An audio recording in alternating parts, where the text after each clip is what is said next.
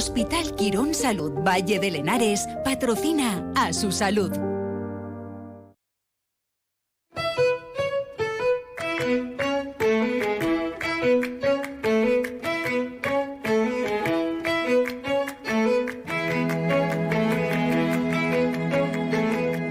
Se acabó el verano, queridos oyentes, y tras estos meses en los que cambiamos nuestros hábitos, viajamos más o nos exponemos más al sol, pueden aparecer algunas patologías relacionadas, por ejemplo, con el sistema circulatorio venoso.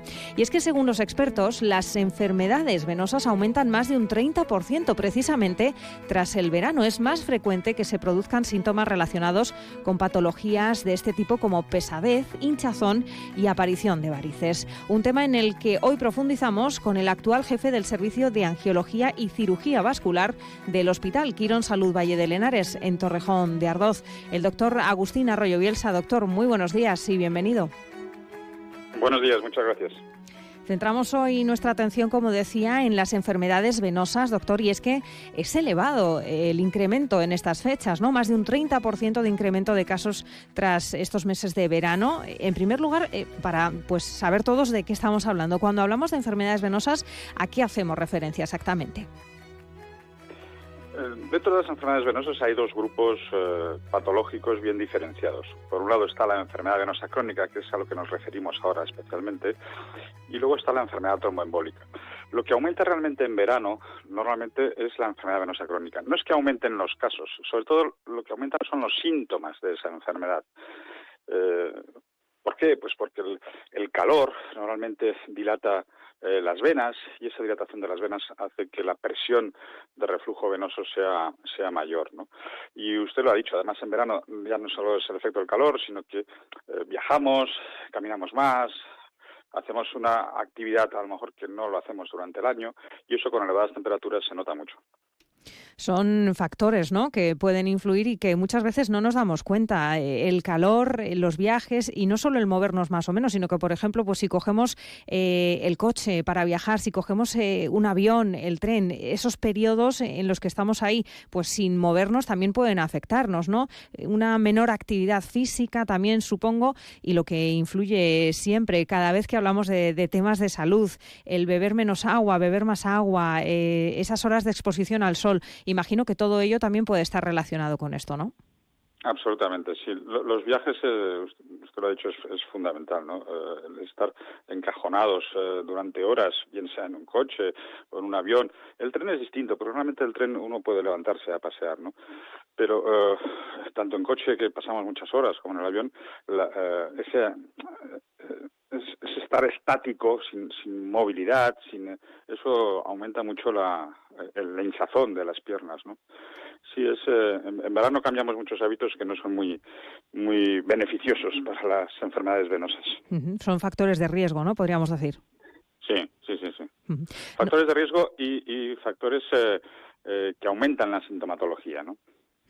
Eso le iba a preguntar, no sé si empeoran las patologías existentes o si incluso pueden aparecer nuevas dolencias relacionadas con el sistema venoso debido a todos estos factores. Fundamentalmente empeoran las ya existentes. No es que aparezcan de nuevo por culpa del calor o de las condiciones especiales que vivimos en verano, sino que empeoran las ya existentes.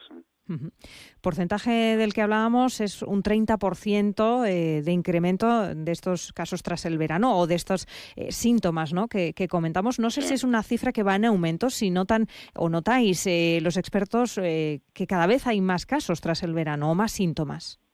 Sí. Cada vez los veranos son más calurosos. Y se nota, por supuesto. Ya de por sí la enfermedad venosa crónica es una enfermedad muy prevalente en la población, que afecta aproximadamente a un 30-40% de la población, especialmente en algunos casos, sobre todo en mujeres. Pero en verano aumenta muchísimo más y cada vez lo vemos con más proporción, sí. ¿Afecta, por lo tanto, más a mujeres que a hombres? La enfermedad venosa crónica sí, sobre todo en las categorías más bajas, que están relacionadas más con la estética, con la aparición de arañas o de varices pequeñas. Ahí, como hay una influencia hormonal también, la proporción en mujeres es mayor, sí. No sé si afecta también más a mayores o a jóvenes, o hay en este caso variedad. Sí, no, la edad, a medida que cumplimos años, la edad es un factor de riesgo también, claro. Las poblaciones mayores tienen más probabilidad de desarrollar este tipo de enfermedades. No solo de desarrollarlas, sino de presentar cuadros más severos. Ujú. Me imagino que, bueno, hay muchas maneras de prevenirlas, ¿no? Pero también hay casos crónicos. ¿Cómo se realiza ese tratamiento en todos estos casos? Sí, lo fundamental es que cambiar unos hábitos de vida, vigilar el sobrepeso, el estreñimiento, no estar. Hay profesiones, yo recuerdo hace años que las profesiones donde uno estaba de pie parado mucho tiempo, como la hostelería, peluquería, enfermería, eran profesiones de riesgo. Hoy en día nos ha cambiado un poquito esto y como mucha gente se pasa horas y horas sentados delante de un ordenador, eso también es una situación de riesgo importante, ¿no? Entonces es fundamental que aprendamos a levantarnos, a movernos, a tener una buena colocación, a usar medias de compresión durante estas horas de trabajo. Eso es muy importante, sí. Ujú. ¿Cómo ayudan en este caso las medidas de compresión? Porque tengo entendido, corríjame si me equivoco, que por ejemplo utilizar ropa muy ajustada tampoco es recomendable. ¿Qué diferencia hay entre una cosa y otra? Bueno, es un poquito, lo de la ropa ajustada es un mito, realmente. No hay ningún problema. Lo que ocurre es que hubo hace unos años un caso de una persona que con unos leggings muy ajustados estuvo en cuclillas durante mucho tiempo y le provocó una trombosis venosa, o esa situación desencadenó una trombosis venosa, ¿no? Y ahí se creó una alarma. La ropa ajustada realmente no es un factor de por sí determinante, ¿no? Pero sí es importante saber que eso no es una media terapéutica.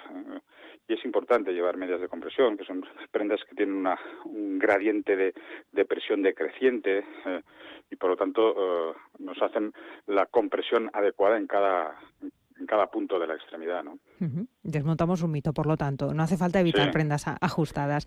Las medias estas de compresión de las que hablamos, no sé si es recomendable que todos utilicemos este tipo de productos o si únicamente cuando se nos haya detectado algún tipo de patología, síntoma relacionado con lo que estamos hablando en esta jornada de hoy.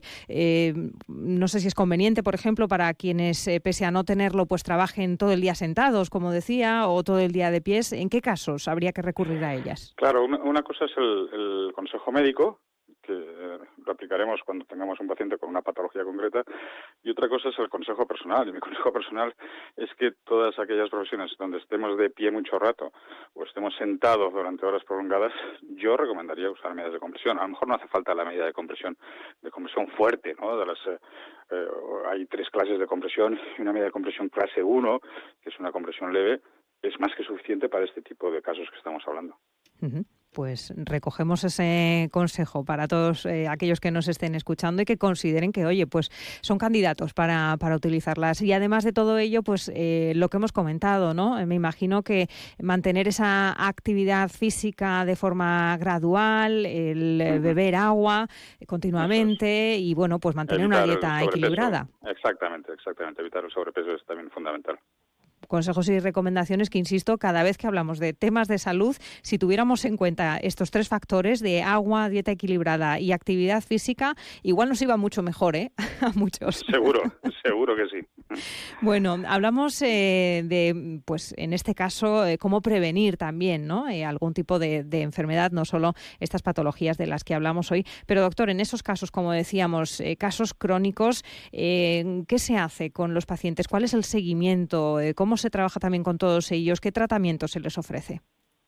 Sí, el problema del caso crónico es que llega a unos estadios de enfermedad venosa crónica donde aparecen una serie de lesiones cutáneas que muchas veces son irreversibles, ¿no? La piel se va endureciendo. Debido a esa hinchazón crónica en la pierna, la piel se va endureciendo, se va oscureciendo, pueden salir úlceras, varices.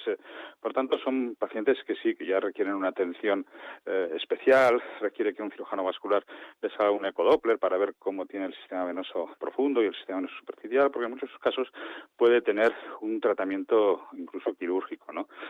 Desgraciadamente, todas esas lesiones tróficas o esas lesiones cutáneas que van apareciendo con el tiempo son irreversibles, pero podemos frenar un poco la evolución.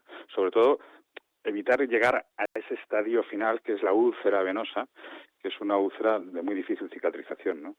Entonces son pacientes que ya requieren un poquito más de atención, ¿eh? Pues intentemos prevenirlas en la medida de lo posible y Claro. cuando ya no sea, cuando ya no sea posible esa prevención, porque ya padezcamos estas patologías, acudir a los médicos, a los expertos lo antes posible, no dejarlo, ¿no? Como siempre. Así es, Paloma. Pues doctor, muchísimas gracias por atendernos unos minutos hoy en nuestro espacio de salud. Un placer, como siempre, y consejos y recomendaciones que trasladamos a todos nuestros oyentes. Ha sido un placer para mí. Muchas gracias.